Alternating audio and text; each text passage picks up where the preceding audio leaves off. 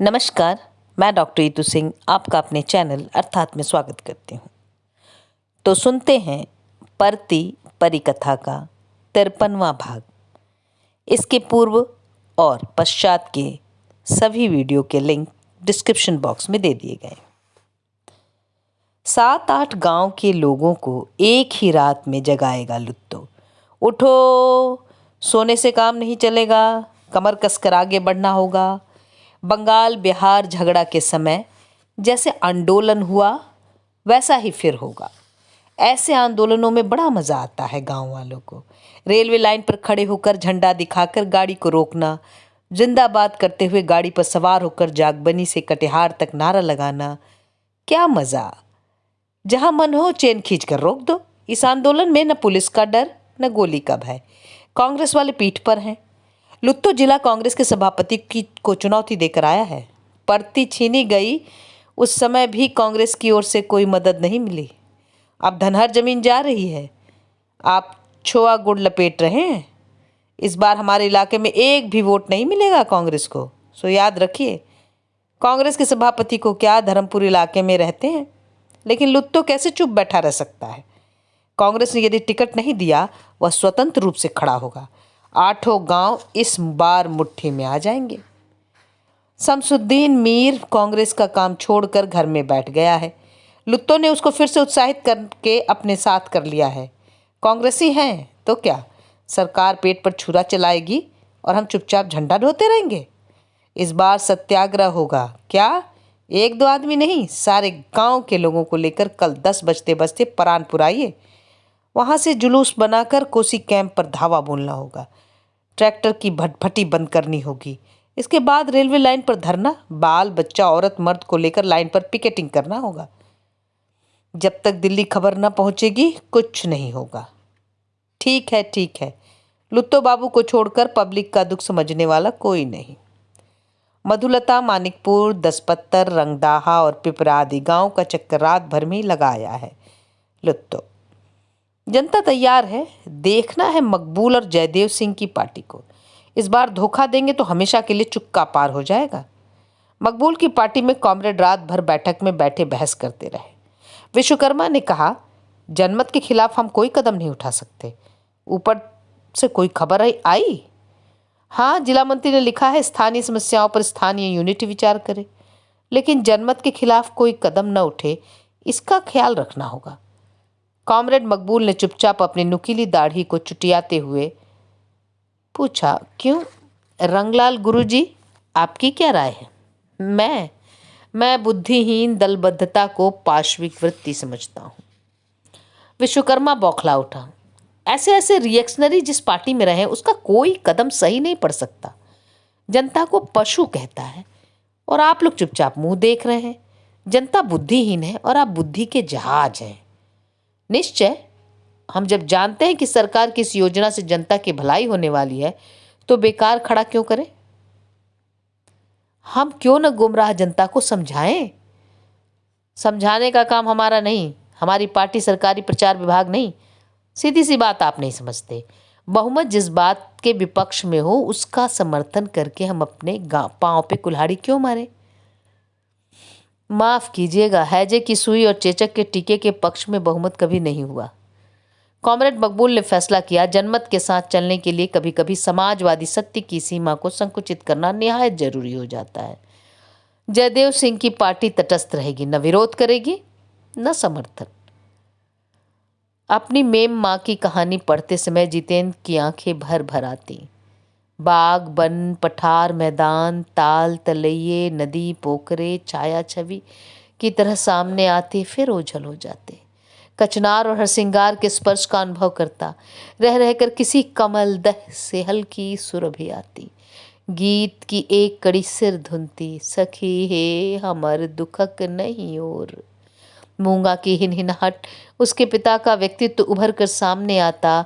Bronze का statue, छोटी पंडिताइन दुलारी दाई गुड़िया जैसी। कहाँ है उसकी बहन? ताजू, ताजू इधर आओ, यहाँ बैठो, सुनो। माँ ने निश्चय ही तुमसे कहा होगा। बोलो, कहाँ गई मेरी छोटी बहन? दुलारी दाई, जितेन की छलछलाई हुई आंखों को देखकर समझ गई ताजमनी जिद्दा के सपने में माँ आई है। इस पोथी में क्या है? सुनाऊंगा, पहले बताओ माँ ने कुछ कहा था? बूढ़ी नानी उसको अपने साथ लेती गई। मालकिन माँ ने एक बार कहा था, जित्तन की मेम माँ का दाह संस्कार करके लौटे और बोले, बिटिया के बिना उसकी नानी एक पल भी जी नहीं सकेगी। मैं कैसे मांगता। जितेन ने एक लंबी सांस ली। ताजमनी उठकर जाने लगी तो उसने अनुभव किया, तुम कहीं मत जाओ, मेरे पास बैठो आज ताजू रानी। ताजमनी का रोम रोम बज उठा। लॉली, डैडी आएगा। आए आए, मुझे रोको मत। When I am in action, I am no man, bronze statue. Jiten की रगों में एक अपरिचित वेग, अपूर्व स्पंदन, मांसपेशियों में अजीब तनाव। ताजमनी जरा डर गई। यह कौन पुरुष आकर सवार हो गया है उसके जिद्दा पर? पखारन सिंह। पखारन सिंह को लगा बड़े मालिक पुकार रहे हैं। इसी तरह हवेली गनगना उठती उनके पुकारने से। हजौर। 10 बजते बजते सारा परानपुर गांव दलमला गया। नारों से आकाश गूंजने लगा। नहर का फैसला रद्द करो। उत्तेजना की पहली लहर दौड़ी। गांव के गांव लोग जत्थे बनाकर आ रहे हैं। झंडे लहराते हैं विभिन्न पार्टियों के। लुत्तो प्रसन्नता से दौड़ता फिरता है। यह कहाँ का जत्था है? मानिकपुर का। जत्थेदार का नाम लिखाइए। पहले जमा होने दीजिए सभी गांव के जत्थों को। 1 घंटा के बाद जुलूस रवाना होगा। तब तक गीत नाद गाइए, नारा लगाइए। मधुलता गांव के जत्थे में एक आल्हा गाने वाला आया है, गुलर अलहता। शुरू करो जी, गुलर अलहता। नया आल्हा ढोलक पर थाप दो। डिडिच चटपटाक। सुमरी भवानी जगदम्बा की ओ काली ओ शीस नवाए, हाल बका नेताजी का। अर्जिन कर ध्वजा रहल लहराए, लहर लहर लहराए जवानी। डिडिक चटक टक, डिडिक चटक चटपटाक। आल्हा गीत सुनकर बूढ़े भी जवान हो जाते हैं। उत्तेजना की लहरें, तुमुल ध्वनि, मारो जवानों, बढ़ो बहादुरों, घेरो घेरो। परमा, शिवमंगल, अनिरुद्ध, प्रेमजीत वगैरह डॉक्टर रायचौधरी को कंधे पर लाद कर हवेली में ले आए। इरावती भागकर सांबत्ती पीसी के घर में घुस गई। सांबत्ती पीसी हाथ में मूसल लेकर दरवाजे पर पहरा दे रही है। माथा थूड़ देंगे इधर यदि कोई आया। डॉक्टर रायचौधरी और इरावती हवेली की ओर आ रहे हैं। उत्तेजित भीड़ ने नारा लगाया, कोसी कंफ वाले दुश्मन हैं। आल्हा की ढोलकी के ताल पर कसमसाते हुए लोगों के सामने शिकार डॉक्टर रायचौधरी को घेर कर मारने लगे। जीत भैया बाहर आइए, सर्वनाश हो गया। वे कोसी कैंप को लूटेंगे, रेल लाइन तोड़ेंगे, तार काटेंगे। कहता है सभी ट्रैक्टरों में आग लगाएंगे। हमारी बात कौन सुनेगा? वहाँ सभी पार्टी के लीडर लोग हैं। इरावती बहन की साड़ी पकड़कर खींच रहा है, ठीक दुशासन की तरह। बाख बाख बाख। दाजियो कहाँ जा रहे हो? ठहरो। जिद्दा इरावती दाई को देखिए जाकर, काका के पास मैं हूँ। हे बाबू लोग, आप लोग भी जाइए। गांव के लोगों पर शैतान सवार है। माँ तारा। गांव के सभी पढ़े लिखे नौजवान एकमत हैं, गलत बात। डिडिट चट। बड़ो बहादुर डर काहे का, इनकिलाब जिंदाबाद।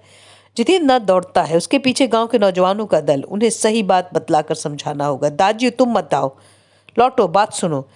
जुलूस गांव से निकल पड़ा। जुलूस के आगे आगे करीब 30-40 लठैत लाठी भांज रहे हैं। मुहर्रम का ताजिया निकला है मानो।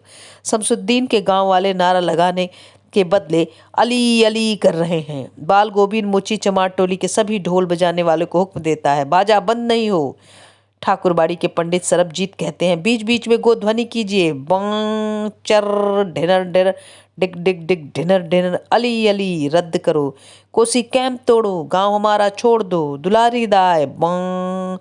डिडिट चट। अर्जी हवलदार कहाँ करेगा अकेला, आने दो। नारा सुनकर भागेगा दुम दमाकर। ऐ कांग्रेस का झंडा आगे रखो। मकबूल को क्या हुआ? अपनी पार्टी के लोगों को क्या कह रहा है? हंसुआ हथौड़ी वाला झंडा समेटता है काहे? बढ़े चलो।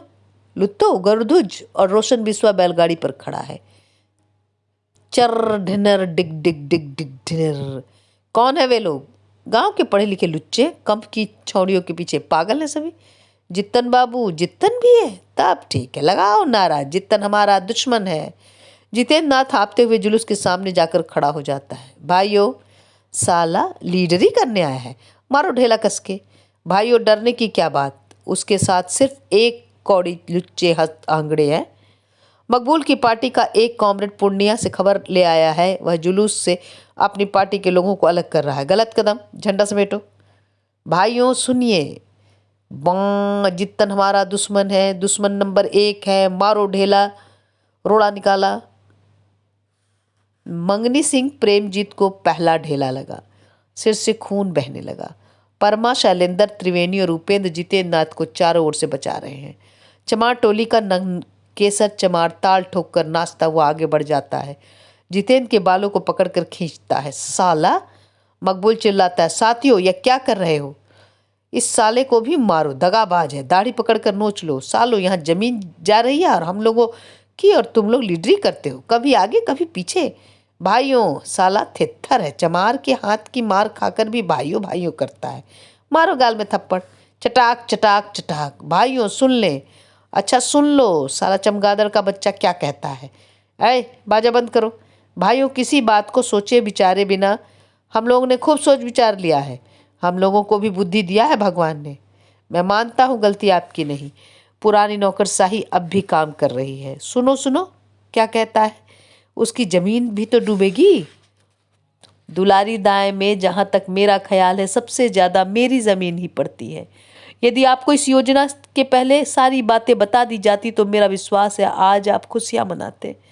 मारो साले को, फोटो लेता है, लेने दो, छोड़ दो। हाँ, खुशियाँ मनाने की बात है, साला पगलैटी करता है। मारो, छोड़ो, आगे बढ़ो।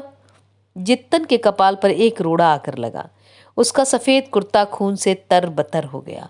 होठों पर जमते हुए लहू को पोंछकर उसने हाथ उठाया। आप मेरी बात सुन लीजिए पहले। इसके पहले बात ढेले, रोड़े और लाठियों से जवाब देना चाहें तो दें। आपने जिस अफसर को कुछ देर पहले मारा है वह मरते समय भी आपकी भलाई की बात सोचकर मरेगा। भिम्मल मामा के साथ इरावती भी आ गई है, दौड़ती हाँफती। आज के पत्रों में विस्तृत समाचार प्रकाशित हुआ है। जितेंद्र के चेहरे पर मुस्कुराहट दौड़ जाती है। समाचार पत्र खोलकर वह जोर जोर से पढ़ता है। परानपुर की पड़ती पर इसी साल जूट और धान की खेती। इसमें जूट, धान, दलहन, तिलहन, मकई, ज्वार आदि की उपज होगी, जबकि दुलारी दाय में सिर्फ जूट और धान की खेती होती थी। दुलारी दाय में कुल उपजाऊ जमीन 2500 एकड़, जबकि पड़ती पर 7-8 हजार एकड़ जमीन अगले वर्ष में तैयार हो जाएगी।